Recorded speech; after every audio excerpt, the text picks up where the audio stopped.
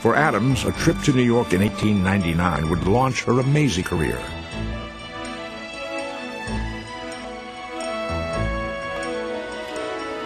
Staying at the upscale Windsor Hotel, Adams draws up a horoscope for the hotel's owner. She predicts a terrible personal disaster in his immediate future. The owner laughs off her prediction, but the next day, when his hotel is destroyed by fire, he becomes a firm believer. Evangeline Adams escapes unharmed. Her remarkable prediction has made her fortune.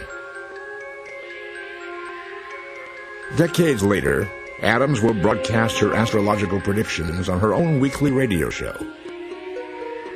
Crowds mob her offices in Carnegie Hall, requesting readings.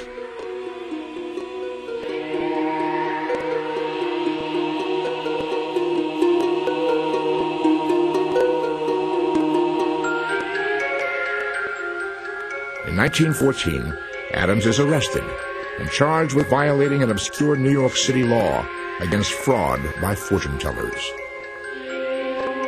But rather than pay the trivial fine, Adams insists the case go to court. Suddenly, astrology itself is on trial.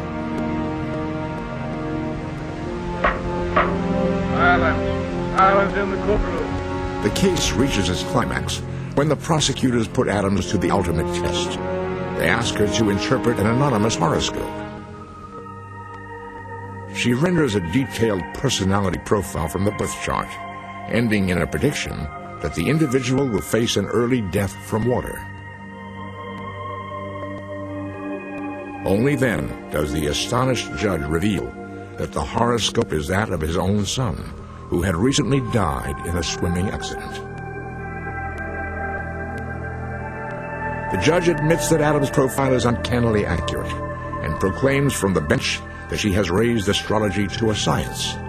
The case is dismissed. Defendant dismissed.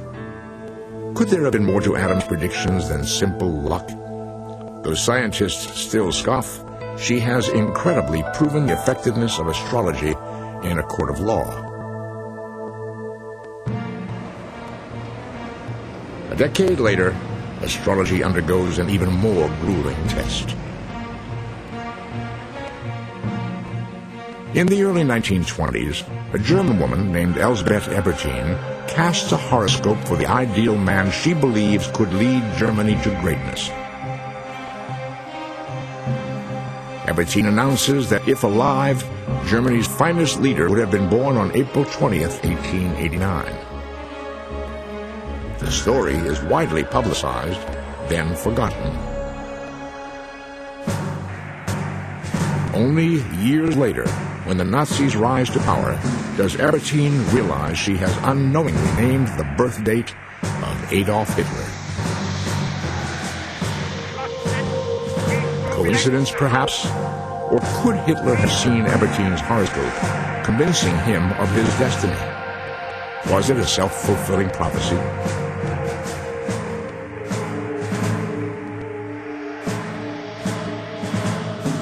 During World War II, rumors persist that Hitler uses an astrologer to plot his conquest of Europe.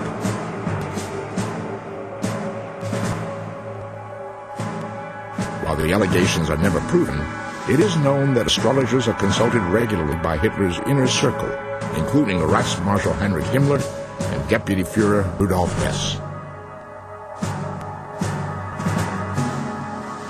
But the influence of astrology on Hitler's Third Reich is short-lived. It was understood by some astrologers that a configuration between the planets Uranus and Neptune that was occurring at the time indicated that it was a favorable time to make peace with the English. And so Hess, believing the English would work with Germany if only they could find an understanding, flew over, landed in a parachute, was rounded up by the British, and spent the rest of the war and the rest of his life in jail. Hitler is furious and blames the humiliating incident on Hess's obsession with astrology. In 1944, he takes drastic measures. shortly afterwards, Hitler rounded up all the astrologers and put them in concentration camps and burned their books. And that pretty much ended the influence of astrology in the Third Reich.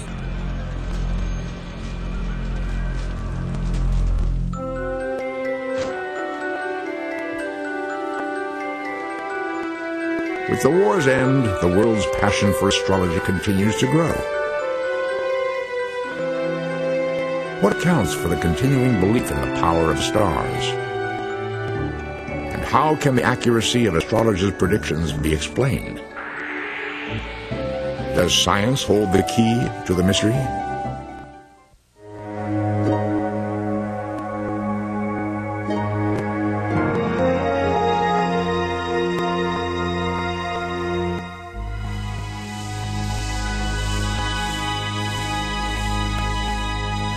Since the 1700s, astrology has fallen into disrepute.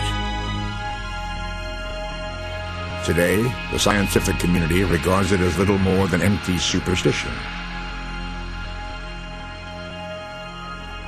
Well, we know that astrology can't work according to any laws of physics.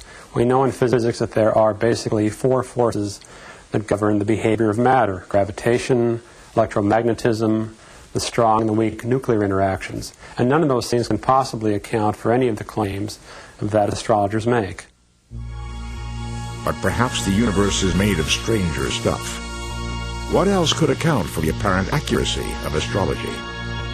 Scientists, however, dismiss most of the apparent evidence as mere coincidence. Over the years, numerous studies have debunked astrology.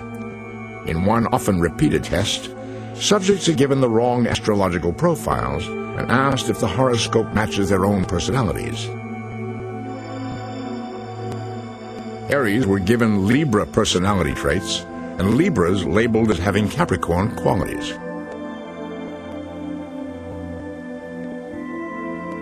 In every test, the vast majority of subjects said they recognized themselves in the false horoscopes, discrediting the validity of astrology.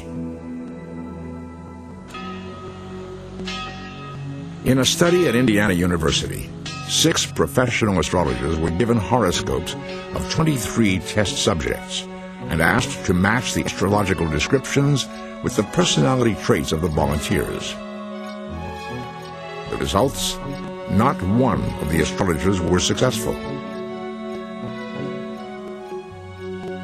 What they found was that there was no correlation between the personality traits and the horoscopes. Moreover, the astrologers didn't agree with each other. What they're talking about is something that isn't a rational scientific worldview. If you really believe that the laws of physics govern everything there is, there's no hope for something like astrology to make any sense. But one research study came up with startling results that shocked the scientific community. In 1953, French psychologist Michel Gauquelin decided to put astrology to his own rigorous test. A skeptic regarding this ancient science, Gauquelin hoped that his expert command of statistics could finally lay to rest the claims of astrologers. To Gauquelin's surprise, his study proved the opposite. There was a statistical correlation between the stars and the personalities and career choices of his subjects. Gauquelin's study showed that a statistically significant percentage of politicians were born when Jupiter, the planet of rulership, was rising at the moment of their birth. The astrological charts of doctors and scientists seemed to be marked by the presence of Saturn, the planet of reflection and study. Mars, the planet of war and courage, showed an above-average presence in the charts of generals, athletes, and business executives. The fascinating thing about these results were that they were fully in line with traditional astrological understandings of the planets. So Mars was the planet that showed up with athletes and soldiers and so on. And those results still stand today. But was Gauquelin's experiment a scientific breakthrough?